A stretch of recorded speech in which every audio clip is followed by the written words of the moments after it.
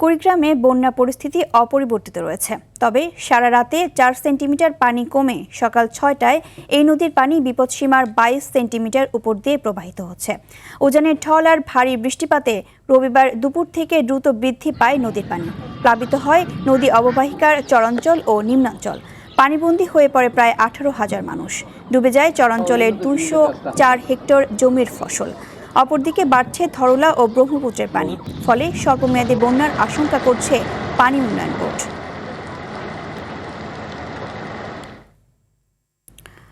দর্শক, এই বিষয়ে আরো জানাতে কুড়িগ্রামের নাগেশ্বরী থেকে সরাসরি যুক্ত হচ্ছেন সহকর্মী আব্দুল কুদ্দুস চঞ্চল।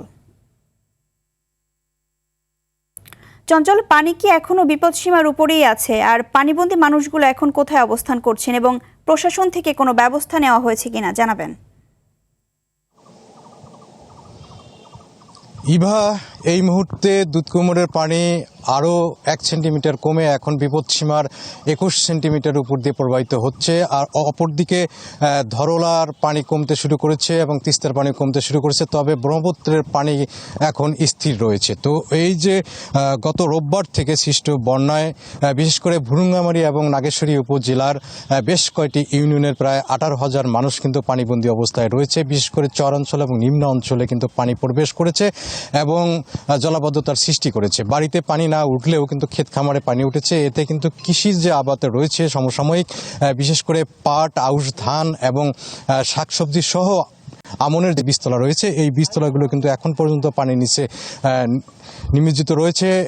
পানি যদি দীর্ঘায়িত হয় তাহলে কিন্তু এই সমস্ত ফসলের ব্যাপক ক্ষতি হতে পারে। বিশেষ করে আমন যে আবাদ রয়েছে, আমনের যে বীজতলা রয়েছে সেগুলো কিন্তু নষ্ট হয়ে যেতে পারে। ফলে আমন আবাদ নিয়ে কিন্তু অনেকটা সমস্যায় পড়তে পারে এখানকার কৃষকরা। তো আপনাকে একটি বিষয় জানিয়ে রাখছি যে আবহাওয়া এবং বন্যা সতর্কীকরণ কেন্দ্র যেটি জানিয়েছেন যে আগামী ২ জুলাই পর্যন্ত কিন্তু এই বন্যার পরিস্থিতি থাকার সম্ভাবনা রয়েছে এবং এর মাঝে কোনো কোনো নদীর পানি কিন্তু আবার বৃদ্ধি পেতে পারে, এরকমটাকে পূর্বাভাস দিয়েছে।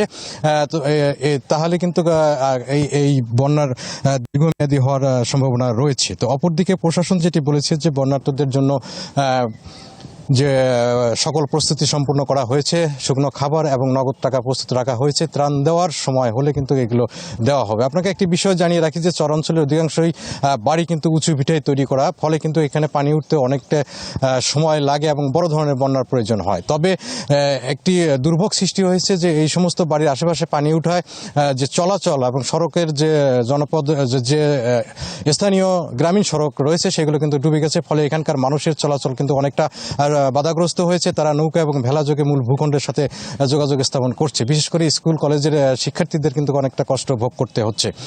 তো পানি উন্নয়ন বোর্ড যেটি জানিয়েছে যে এই যে পানি বৃদ্ধি এবং কমা এটা ২ জুলাই পর্যন্ত অব্যাহত থাকতে পারে। তো এই ছিল আমার কাছে কুড়িগ্রামে বন্যা নিয়ে সর্বশেষ খবরাখবর। ইভা, ধন্যবাদ আপনাকে।